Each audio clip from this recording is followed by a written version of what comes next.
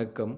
உங்கள் ஆஸ்ட்ரோ பழனிசுவாமிகள் பேசுகிறேன். இந்த காணொளியில் திருவண்ணாமலை அக்னி ஸ்தலத்தின் அதிசயங்களை பார்க்க போகிறோம். இந்த சிவபெருமானுடைய ஜோதி வடிவ ரகசியங்கள், அந்த மலையோட தத்துவங்கள் தான் என்ன?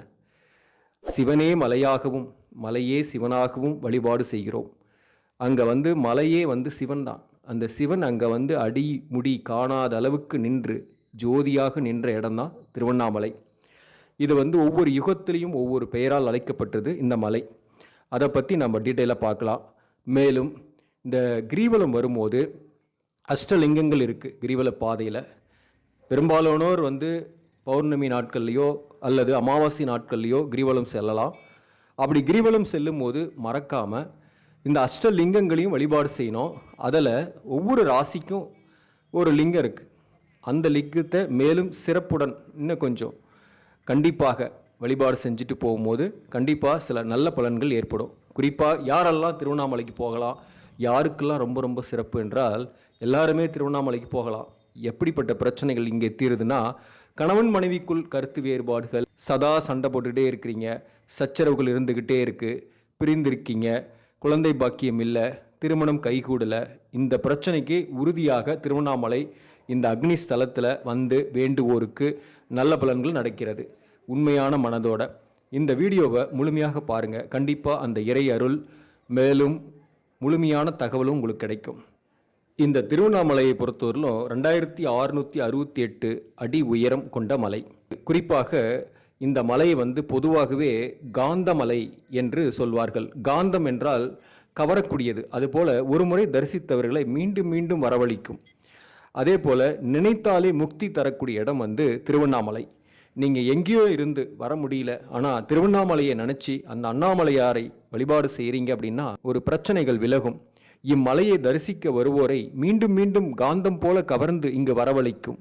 கிருத யுகத்தில் அக்னி மலையாகவும், திரேத யுகத்தில் மாணிக்க மலையாகவும், துவாபர யுகத்தில் தாமிர மலையாகவும், இக்கலியுகத்தில் கல் மலையாகவும் திகழ்கிறது. இக்கைலாயத்தில் ஆழ்நிலை தியானத்தில் இருந்த சிவபெருமானின் கண்களை அன்னை பராசக்தி விளையாட்டாக மூடியதால் இப்பிரபஞ்சமே இருண்டது.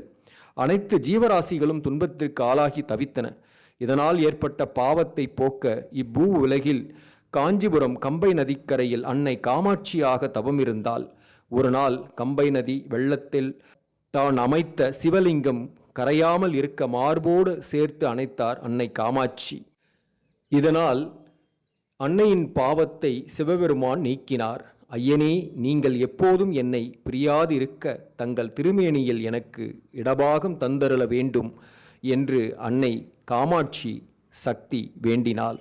அதற்கு சிவபெருமான் திருவண்ணாமலை சென்று தவம் செய் என உத்தரவிட்டார். அவ்வாறே உமையும் தவம் செய்தாள். கார்த்திகை மாதத்தில் பௌர்ணமியும் கிருத்திகை நட்சத்திரமும் சேரும் நாளில் மலையின் மீது பிரகாசமான ஒளி தோன்றும். அப்போது மலையை இடதுபுறமாக சுற்றி வா என அசிரீரி ஒலித்தது. அதன்படி கிரிவலம் சென்ற அன்னையை அழைத்து தனது மேனியில் இடபாகத்தை அளித்து ஆட்கொண்ட சிவபெருமான் அர்த்தநாரீஸ்வரராக காட்சியளித்தார். இதையும் நினைவு கூர்ந்தே அண்ணாமலையில் மகாதீபம் கார்த்திகை கிருத்திகை நட்சத்திரத்தில், அதே போல அன்று பௌர்ணமியும் சேரக்கூடிய நாளில் மகாதீபம் ஏற்றப்படுகிறது. இந்த மகாதீபம் தரிசனம் கண்டால் அவர்கள் 21 தலைமுறையினருக்கு புண்ணியம் கிட்டும். அண்ணாமலையாருக்கு அரோகரா, அண்ணாமலையாருக்கு அரோகரா. இங்கே பார்த்தீங்கன்னா இது அர்த்தநாரீஸ்வரராக சிவபெருமான் இந்த ஸ்தலத்தில் காட்சியளிக்கிறார். இந்த அர்த்தநாரீஸ்வரர் சிலை பார்த்தீங்கன்னாக்க நம்ம மூலஸ்தானத்தில் கருவறையில் பின்னால் இருக்கும். சிவபெருமானின் ஜோதி வடிவ ரகசியங்களில் இதுவும் ஒன்று. விஷ்ணுவுக்கும் பிரம்மாவிற்கும் யார் பெரிய